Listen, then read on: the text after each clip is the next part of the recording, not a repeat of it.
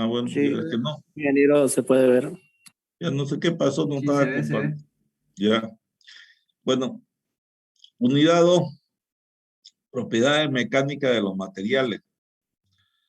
Entonces, en esta unidad vamos a ver las relaciones que existen entre la tensión y la deformación, ¿ya? Y vamos a deducir las propiedades mecánicas que se producen en el ensayo de tensión del acero dulce, que después ese ensayo se lo refleja para los otros materiales. Digamos, el mismo ensayo, pero como nuestro material ideal, nosotros era el acero dulce, que es un acero de poco contenido de carbono, es que nosotros realizamos generalmente la prueba estándar, que es con el acero dulce.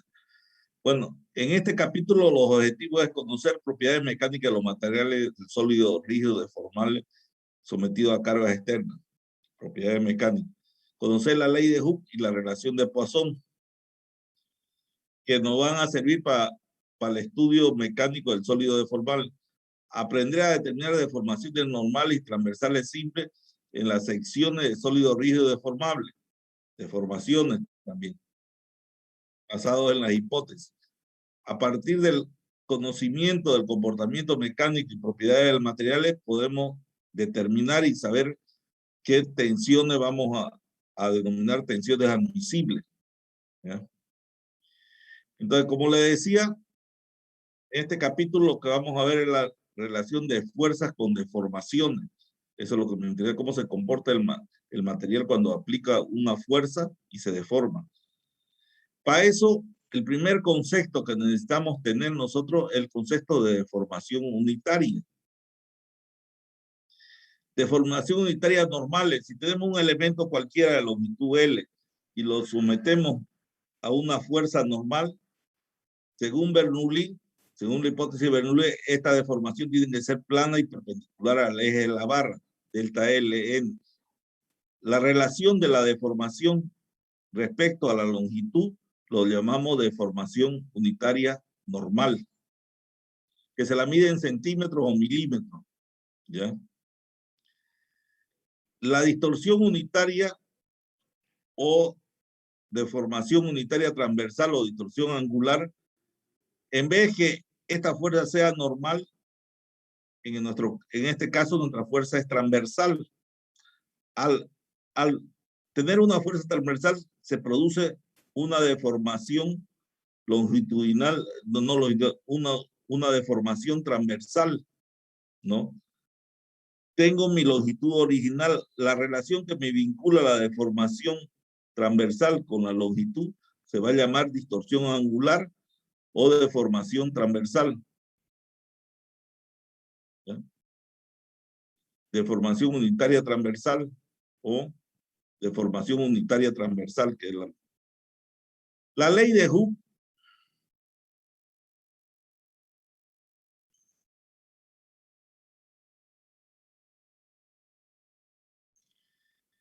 La ley de Hooke relaciona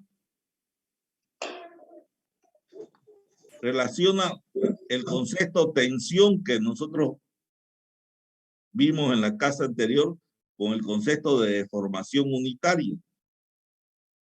Hooke dice que la tensión es directamente proporcional para la deformación, es directamente proporcional a la deformación. Para que sea igual, tiene que existir una constante.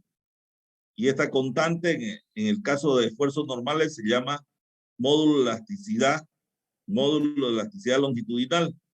Y en el caso de la constante, porque es lo mismo, la tensión es proporcional a la deformación unitaria, para que sea igual, tiene que existir una constante, módulo de elasticidad transversal se llama. ¿Cuál es la idea? La idea es que si yo hago un gráfico tensión, deformación, ¿ya? Este gráfico es lineal, ¿no? Y si tengo la tangente del ángulo, va a ser igual a la tensión sobre la deformación, despejando. Entonces, el módulo es la tangente del ángulo. Cuanto este ángulo sea más pequeño, mi material va a ser elástico. Cuando sea más parado de 90 grados, mi material va a ser rígido, va a ser quebradizo, en otras palabras, va a ser duro, ¿no? Entonces, porque acá se deforma y aquí tiene poca deformación, ¿no? Entonces, esta ley de Hooke es importantísima la ley de Hooke. Y relaciona la tensión con la deformación, ¿no? Bueno, vamos a ver una cosita, a ver unos videos aquí. Quiero.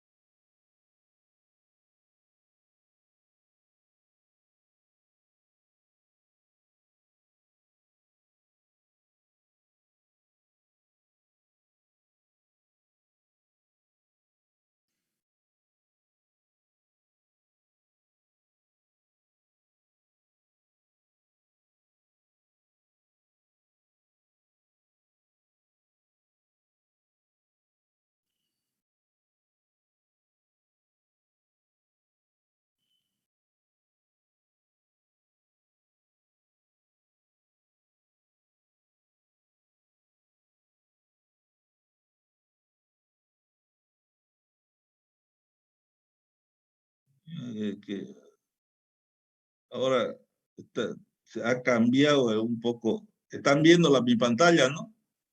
Sí, ingeniero. Sí, ingeniero. Y aquí vamos a ver un video que nos explica un poco más de la ley de Hooke y el módulo de elasticidad.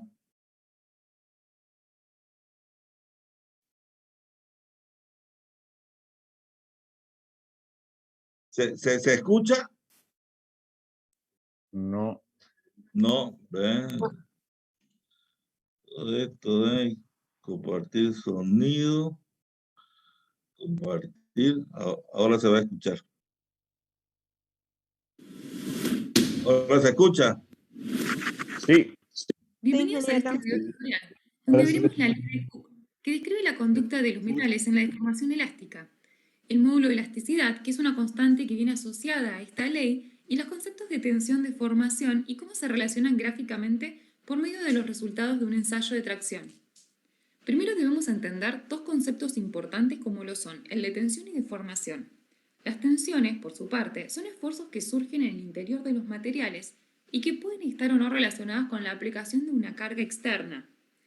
La mayoría de las propiedades mecánicas de un material se expresan por la magnitud tensión, que se crea para considerar la magnitud de la carga independientemente de las dimensiones del cuerpo.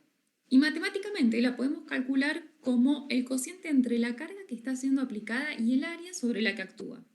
Por deformación se entiende al cambio de las dimensiones y de la forma de la materia generado por la acción de fuerzas externas aplicadas o por algún proceso físico-químico interno.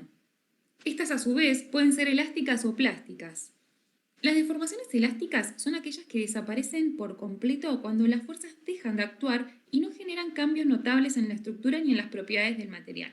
Este comportamiento responde a lo que conocemos como ley de Hooke, para la cual vamos a analizar la gráfica de la deformación de una barra de metal en función de la tensión aplicada en un ensayo de tracción.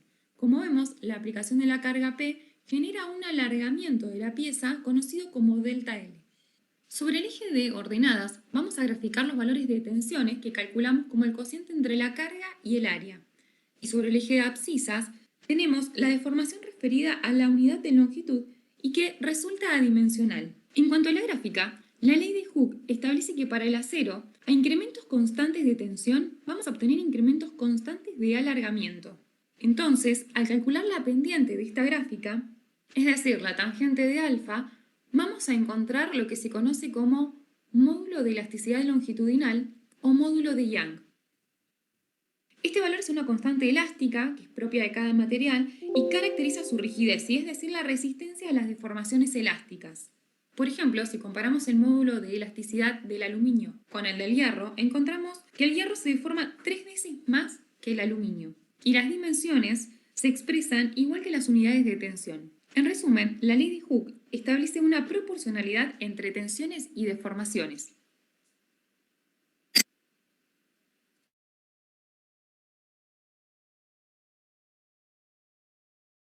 Del cual se altera la proporcionalidad de la que hablábamos. Y se van a producir cambios residuales tanto en la forma como en la estructura y en las propiedades del material. Esto es lo que conocemos como deformaciones plásticas y son las que se conservan al eliminar la carga.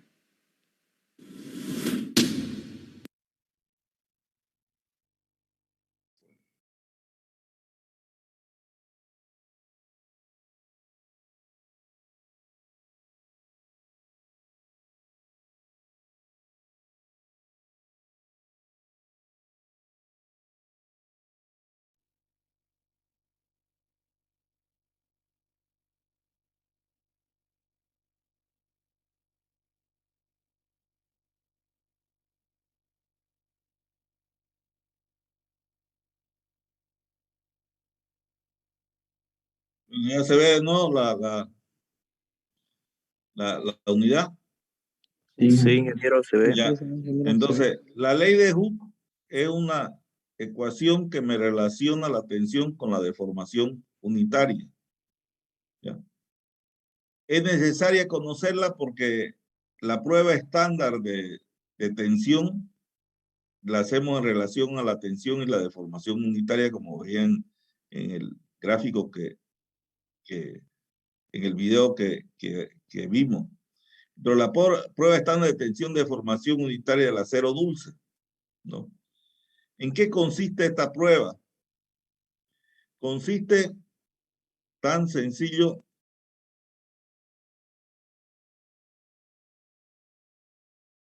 consiste en someter un elemento, cualquier probeta que lo llamamos, lo vamos a someter a fuerzas normales.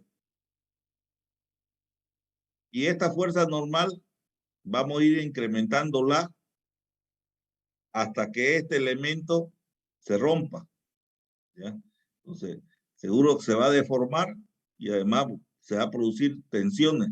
Lo vamos a ir incrementando, vamos a hacer una tabla de N, ¿no? Y de delta L, de tal forma de poder conseguir sigma, tensión y deformación unitaria, ¿no? Eso es lo que hacemos.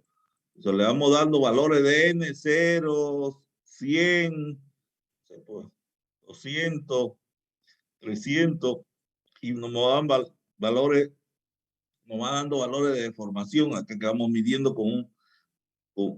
vamos midiendo con una regla. ¿No? Entonces la tensión es la N sobre la y la deformación es la delta L sobre la longitud de la barra. También determinamos estos valores y con esto construimos un diagrama que se llama tensión deformación unitaria.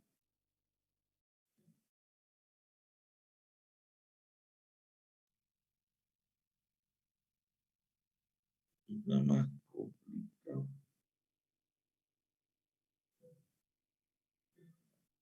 Ahora ya se ve de nuevo, ¿no? Ya.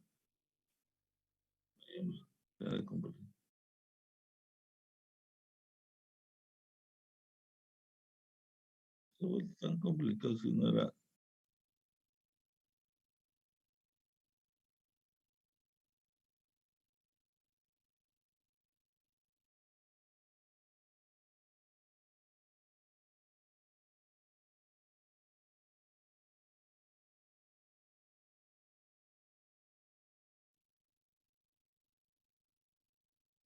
De vuelta se vuelve acá.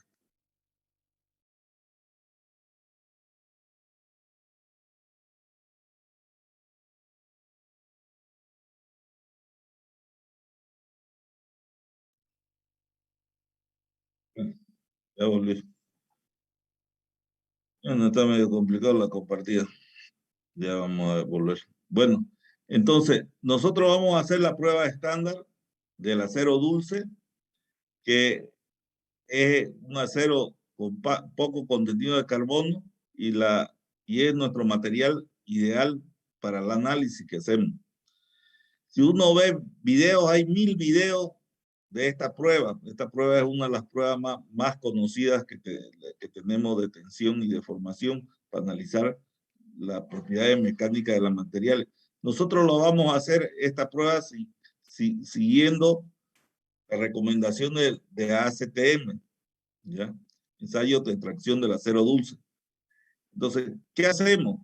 Tenemos una probetita, que esta probeta la sometemos a cargas normales. Con esto lo vamos a estirar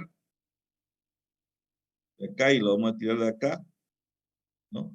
Tiene su longitud y tiene su área. Entonces, nosotros tenemos esta probeta que le vamos dando valores, o lo damos con este gato hidráulico, variando la N, y vamos midiendo con esta regla las deformaciones hasta que mi elemento se rompa.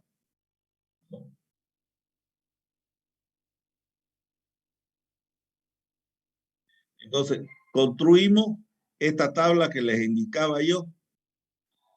P, le damos valores, calculamos la deformación con la regla, tenemos la tensión y tenemos la deformación, y en función de esto calculamos y diagramamos más, hacemos un gráfico que se llama diagrama tensión deformación del acero dulce. Entonces, y tenemos unos puntos acá que son unos puntos que nos van a dar unas relaciones, nos van a dar las relaciones para que podamos ver las propiedades mecánicas de los materiales. Antes de pasar, quiero mostrarles otro video del ensayo. Bien.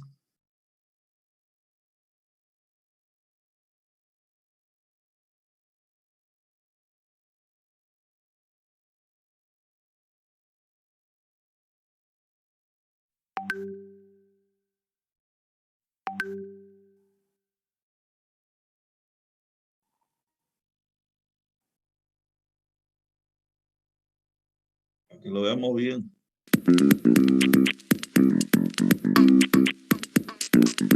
Esta es una máquina universal de ensayos estáticos.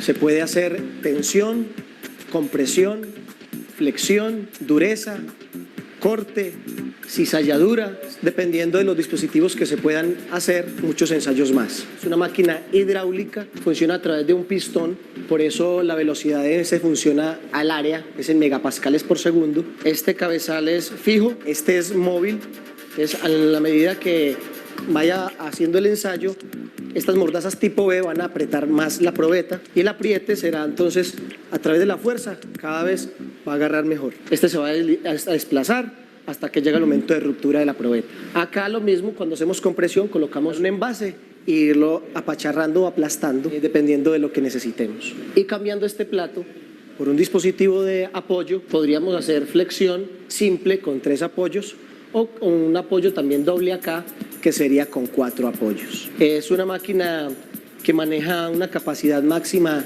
de 120 kilonewton. Podemos regular las escalas. Se puede trabajar hasta 60, hasta 24 o hasta 12 kilonewton, dependiendo de la capacidad de la probeta que vayamos a reventar. La probeta en estas mordazas que son especiales para, en este caso, probetas cilíndricas. También hay otras mordazas para probetas planas. Esta es una probeta de más o menos 10 milímetros de diámetro. En este caso vamos a utilizar acero, entonces necesitamos un 9 en 2 que llega hasta 60 kilonewtons. Este es un acero ICSAE 1020 estructural. Es conocido en la industria civil porque es el que utilizan como sismo resistente para reforzar el concreto. También se trabajan deformaciones con este deformímetro mecánico y lo que hacemos es que amplificamos esa deformación de milímetros 2, 5, 10 y hasta 20 veces esa deformación. Se utiliza mucho estas amplificaciones, más que todo en las zonas elásticas, donde las deformaciones son muy pequeñas, microdeformaciones, entonces para tener una deformación mucho mejor o más visible, se amplifica. Ya aquí manejamos las velocidades. Podemos colocar el ensayo manual o automático y lo normal es que trabajemos en velocidades entre 2 y 10 megapascales por segundo. Aquí podemos graficar tensión o compresión, dependiendo de lo que vayamos a hacer. Si es compresión, entonces comenzaríamos de arriba hacia abajo, pero aquí en este caso de tensión, entonces comenzamos desde este cuadrante hacia la parte de arriba, donde nos mostraría en el eje Y fuerza en newton y en el eje X deformación en milímetros. Y comienza el ensayo amplificado 20 veces. Colocamos la velocidad de 2 megapascales por segundo y sabiendo el incremento de la fuerza.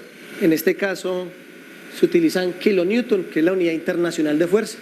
Y ahí se puede ir viendo que la deformación a la vista no se ve, pero si pudiéramos hacerlo con instrumentos especiales como micrómetros, sí podría determinarse. Ahí estamos en esa zona donde se puede medir elasticidad o la ley de Hooke. Vamos por 7 kilonewton, 8 kilonewton.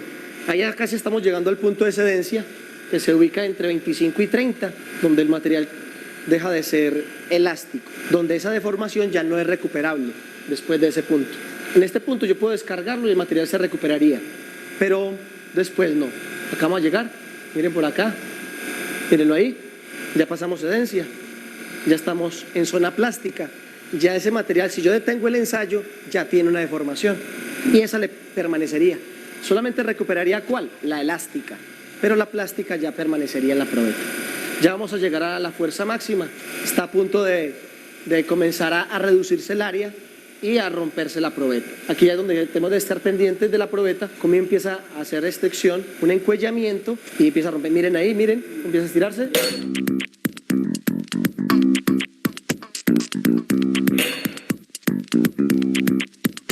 El gráfico conocido como curva ingenieril de fuerza-desplazamiento.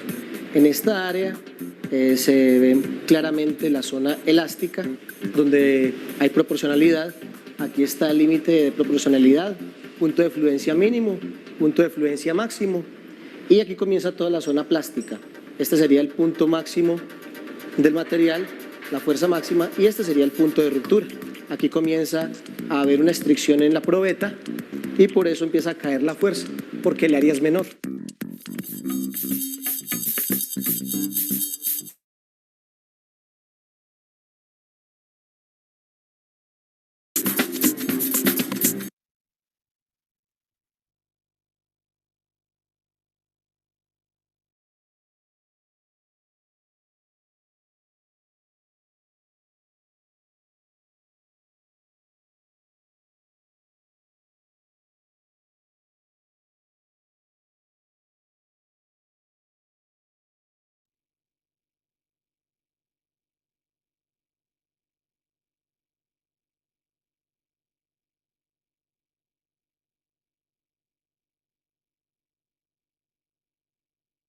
Bueno, entonces ya vimos cómo es el ensayo. Este es un ensayo, es la prueba, el ensayo más importante que tenemos de materiales nosotros, que es el ensayo. Esta máquina se llama Universal. Se hace unas probetas estandarizadas, generalmente para entrar en norma ACTM. Entonces, no es más que aplicarle una fuerza normal de tracción a la probeta, estirarla hasta que se rompe y construir esta curva.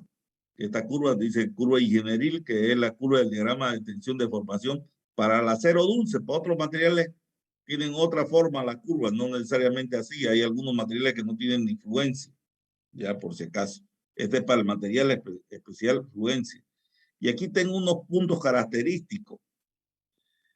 El tramo de 0 a A es un tramo de la curva cuando se está deformando que cumple la ley de Hooke, lo que quiere decir que la tensión es proporcional a la deformación unitaria. Esta es la propiedad de proporcionalidad que tiene el material que cumple la ley de Hooke. El punto A es el límite último de proporcionalidad, donde se produce la tensión límite de proporcionalidad. El valor más grande donde mi material conserva la proporcionalidad entre tensión y deformación. Si sigo cargando, llego a un punto B. Un poquito más arriba llego a un punto B que se llama límite de elasticidad. El tramo de 0 de O a B, todavía mi material conserva su capacidad de recuperar su deformación. O sea, todavía mi material se conserva elástico. Lo que quiere decir que el material, cuando yo lo cargo y si le quito la carga, mi material es capaz de recuperar su deformación. Pero ya en este tramito entre A y B, ya mi material ya no conserva la proporcionalidad entre tensión y deformación. Solo conserva la elasticidad. Si sigo cargando, voy a llegar a una parte donde mi material comienza a deformarse sin aplicarle una carga, sin aplicarle la carga, sin aplicarle una carga sensible, se va a comenzar a deformar. Aquí el material supone él que va a romper, pero lo que sucede es que internamente el material, sus partículas se reacomodan, se vitrifica, se vuelve más vidrioso el material. Y al volverse más vidrioso llega a un punto que el material, por eso se llama cedencia, cede, pero se reacomoda y es capaz de poder aguantar más hasta resistir hasta el punto E. Entonces, a este fenómeno de deformación sin aumento de carga sensible se lo llama fluencia. ¿Ya?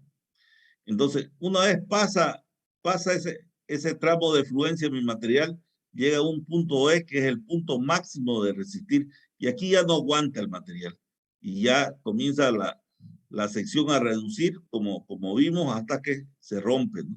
En este punto se produce la tensión de rotura, en este punto se produce la tensión última. O sea, cuando se rompe, la sección transversal se acorta, como vemos acá, se estira el material, se acorta y rompe, ¿no? La rotura de este material es suave y con contracción de la sección transversal. Entonces tenemos una propiedad de elasticidad, una propiedad de proporcionalidad que cumple la ley de Hooke, entre el punto OA, una propiedad de elasticidad entre el punto OB, tenemos una propiedad de fluencia, que es el escalón de fluencia, tenemos la propiedad última de tensión y la de rotura, por último, que es lo que explica aquí, que es lo mismo que el punto de rotura. Pero nosotros dijimos que teníamos dos zonas, una es la zona elástica y una es la zona plástica. En la zona elástica, cuando cargo, se deforma, una deformación total, pero descargo y mi material es capaz de recuperar toda su deformación. Esta deformación que recupera mi material se conoce como deformación elástica. Se dice que el material elásticamente perfecto cuando recupera toda su deformación, cuando T es igual a L, como en este caso, ¿no? Ese es el estado elástico. Pero si yo cargo más allá de la fluencia, como en este caso estado plástico, un poquito más allá de la fluencia cargo, mi material se va a deformar todo esto. Esta es la deformación del material. Al descargar, mi material va a recuperar una parte. Eso se llama deformación elástica, la que recupera. Pero hay una deformación que no recupera nunca. A esa se le llama deformación plástica o permanente. Entonces, mi deformación total es igual a la deformación total, igual a la deformación plástica o permanente más la deformación elástica. Siempre algo recupera, pero siempre algo queda permanente cuando me paso de la fluencia.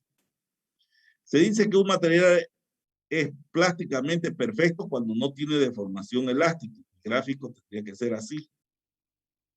no tiene deformación elástica, ¿no? Ese es un material elásticamente perfecto.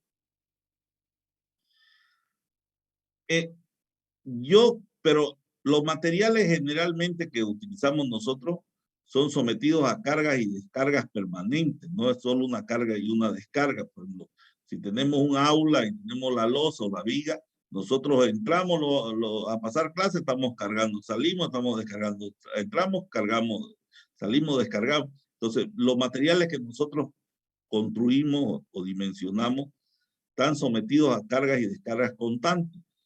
Entonces, ¿qué sucedería si yo este material acero, en vez de hacerle una sola carga, antes que se rompa, lo descargo, antes que se rompa, lo descargo? Si yo agarro y hago ese ensayo hasta antes del punto B, seguramente voy a tener como el gráfico que tenemos acá, que cargo y descargo y siempre va a recuperar, no tiene el problema, no tiene mi material problema. Pero cuando yo he cargado más allá de la afluencia, como este gráfico de acá, sucede esto. Tengo mi primer carga, tengo mi descarga, entonces esta es mi tensión de fluencia y esta es mi deformación.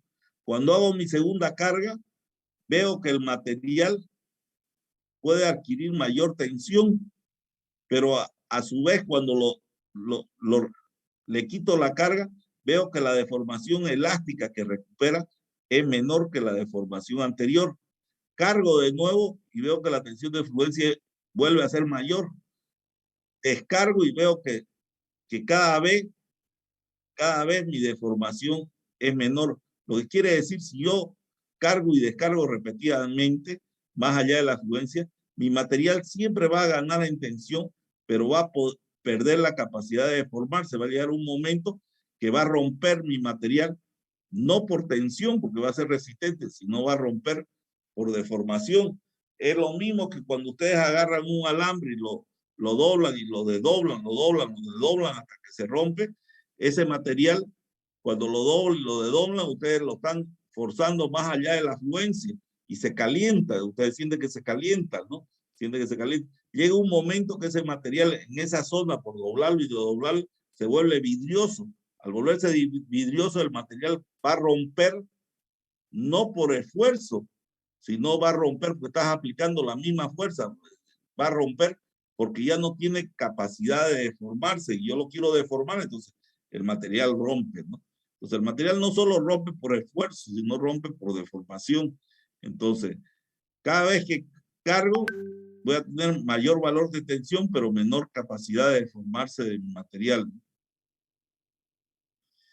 Con esta teoría podemos clasificar los materiales en tres grandes grupos: los frágiles, los dúctiles y los plásticos. ¿Ya?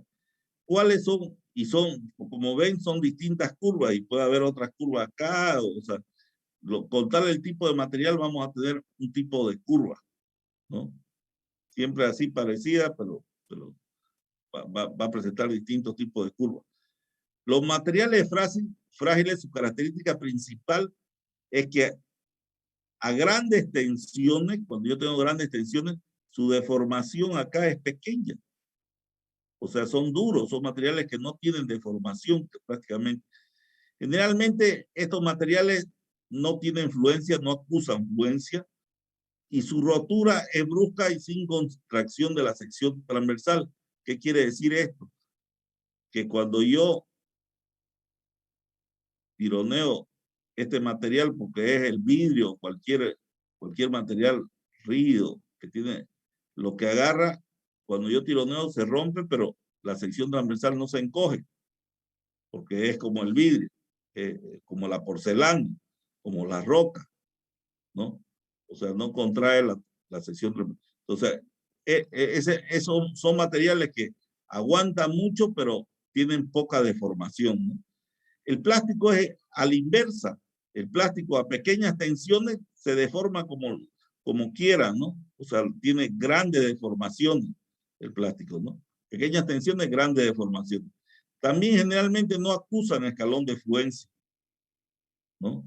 Y su rotura es suave y con contracción de la sección transversal. Este sí se contrae la sección transversal cuando se va a romper. Y bueno, ejemplos son los plásticos en general, la arcilla húmeda, el asfalto, ¿no? Todos son materiales plásticos, ¿no? Que tienen grandes deformaciones, pero tienen pequeñas tensiones, ¿no? Y los dúctiles tienen la ventaja que en el primer tramo nosotros sabemos que la tensión es proporcional a la deformación, acusan escalón de fluencia, su rotura es suave también con contracción de la sección transversal, y como ejemplo de los materiales dúctiles tenemos el acero dulce, el latón, el zinc, etcétera, ¿no? Entonces, lo hemos clasificado en 3 grandes grupos. Puede haber otro tipo de clasificación, puede haber. No son los grupos más identificables de tipo de materiales que tenemos, ¿no?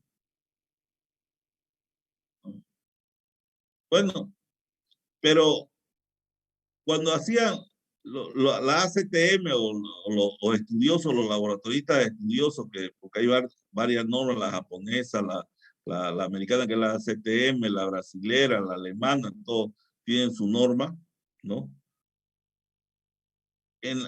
Se dieron cuenta que la fluencia, donde empezaba la fluencia era prácticamente donde el material dejaba de ser elástico. Entonces, para los materiales que tenían fluencia, era muy fácil identificar el punto hasta donde se comportaban elásticamente. En estos materiales que no tienen fluencia, era muy complicado, o sea, determinar hasta dónde funcionaban o trabajaban elásticamente. Entonces, lo que se hizo fue crear un límite convencional de fluencia o una fluencia que es sacada empírica de laboratorio. No es una propiedad física ni mecánica del material, sino es una necesidad de pillar un punto hasta donde el material funcione elásticamente. Dice, para materiales de curva continua, el diagrama tensión de formación unitaria, donde no es apreciable el escalón de fluencia, se ha realizado en laboratorios muchos ensayos para determinar el valor representativo, como la Sociedad Americana de Ensayo de Materiales, ACTM, donde se ha adoptado valores de deformación unitaria denominados límite convencional de fluencia. Debe hacerse notar que la fluencia definida de esta manera no representa ninguna propiedad física ni mecánica del material, tan solo sirve para encontrar un punto característico de la curva que nos permita comparar con otros materiales. Para nada más sirve. ¿Ya? Es sacar un tipo de fluencia de laboratorio. Entonces, ¿qué hicieron? Este EPF lo determinaron en laboratorio. Hicieron unas tablas, unos libros, que no son unas tablas que hay en unos libros gruesos, donde para cada material tienen el valor EPF, que es el límite convencional de fluencia, que ellos ponen a los investigadores a estirar los materiales, a hacer pruebas y hasta donde funciona elásticamente. Entonces, cuando pillan ese punto, al final comprueban que ese punto funciona para ese material, es el punto EPF. Eso es lo que hace. Esto lo sacan del laboratorio, el límite convencional de fluencia, ¿no? Entonces, ellos dijeron, yo pillé la deformación que tiene que tener máxima el material para funcionar elásticamente, pero quiero determinar la tensión convencional de fluencia. ¿En qué tensión se produce la fluencia? O considero la fluencia esa que no es ni una propiedad física ni mecánica, pero es un punto que yo quiero determinar de la curva.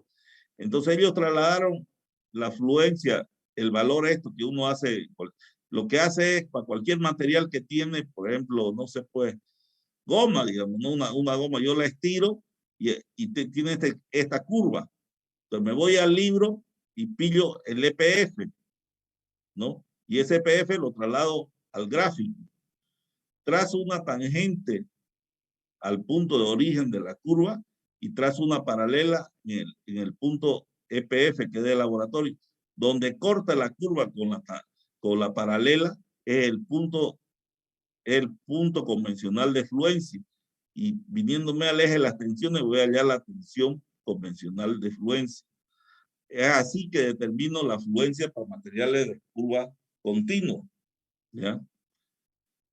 Generalmente para acero, para aluminio está en 0.02, para materiales frágiles está en 0.005 y para materiales plásticos está en 0.035, ¿no? Generalmente los valores. Entonces, en esos rangos se mueve entre 0.05 a 0.35 se mueven los valores de EPF, que eso están en libros. Bueno. A ver, ¿qué más? Bueno, no sé qué.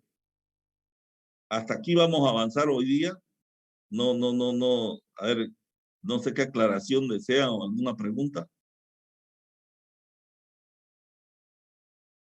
A otra cosa que esta máquina universal existe en el laboratorio de la universidad. Hay una máquina universal. El que quiera ir a conocerla, va al laboratorio, le dice a la laboratorista, por favor, hágame una prueba de extracción de cualquier acero. Ahí pueden romper una probetita y ver cómo es el gráfico que va a determinar la curva, que va a ser muy parecido al que hemos sacado y le hemos explicado a ustedes.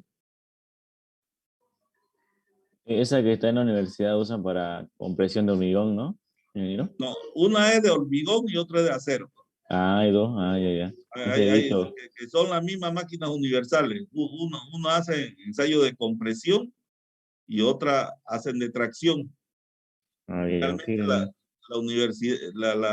de tracción, hay uno que hace ensayo de probeta de hormigón, ¿no? Que ese es específicamente para el hormigón, ¿no? Que cumple la misma función al final, ¿no? O sea, al final yo necesito hacer esas pruebas de todos los materiales porque quiero conseguir una tensión admisible, una tensión de trabajo que se llama, en otras palabras, ¿no? Es con la tensión que voy a calcular las estructuras. Yo necesito tener ese valor de tensión para cada material, para saber cuánto resiste cada material. Eso es lo que me interesa. Entonces, por eso es que se hacen estas pruebas. Por eso es que es tan importante conocerla, por lo menos, ¿no? O sea, si ustedes se fijan, prueba de tensión, pónganle ahí en el Google y le va a salir, debe ser un millón de pruebas. O sea, porque es el ensayo más común que se hace de los materiales. Es un ensayo que generalmente nosotros los ingenieros civiles hacemos aquí en Bolivia hacemos para el acero y hacemos para el hormigón, digamos, de compresión del hormigón y tracción del acero, pues son los materiales más comunes. Donde debía hacer de madera era en el laboratorio de la UPSA, que tenía un laboratorio de madera y hacían las pruebas con los distintos tipos de madera. Eso era bonito. Sin hoyo estaba a cargo del tema hace debe ser ya más de 6 años, 7 años atrás que lo vi eso. Puede ser hasta 10, ¿no? Que hacían las pruebas, la rotura de distintos, porque la madera tiene tensiones distintas, con tal tipo, distinto resiste el cuchi que resiste un 8O, resiste una mara o un almendrillo. O sea, cada uno tiene una resistencia distinta. Entonces, no es como el hormigón también puede tener resistencia distinta. Nosotros hormigón hacemos hormigón 270, hormigón 110 o hormigón, o sea, nosotros tratamos después en laboratorio hacer la mezcla para que el hormigón resista tanto, ¿no? Que eso van a aprender cómo se hace la mezcla en tecnología del hormigón. No sé, otra pregunta. Disculpe, ingeniero, no escuché bien, ¿cuáles son los ensayos que se hacen a un material de hormigón o de acero? No, o sea, al de hormigón generalmente en el laboratorio se hacen otros ensayos, pues hay el del cono, o sea, pero el ensayo más para saber qué tensión de trabajo tiene o qué tensión admisible es el ensayo de compresión que se hace en el laboratorio, que hay una máquina, ¿ya? Después se hace otro tipo de ensayo para saber qué calidad de arena ocupo, qué calidad de cemento ocupo, qué calidad de ripio, de piedra estoy ocupando, porque para que llegue, las tensiones son distintas. O sea, yo preparo, uno prepara mezclas para tensión 210, 170, 300, 400, con tal mi mezcla. Y para que resista eso, tiene que tener una calidad la piedra, tiene que tener una calidad el arena, tiene una calidad el cemento, tiene que tener una relación agua-cemento para cuando la mezcle me dé esa resistencia y yo pueda comprobar esa resistencia en un laboratorio, en una prensa que se llama una prensa que hace compresión. Entonces, y hace esta curva, pero para el hormigón, ¿no? ¿Está bien? Sí, ingeniero, muchas gracias. Ya. No sé, otra pregunta.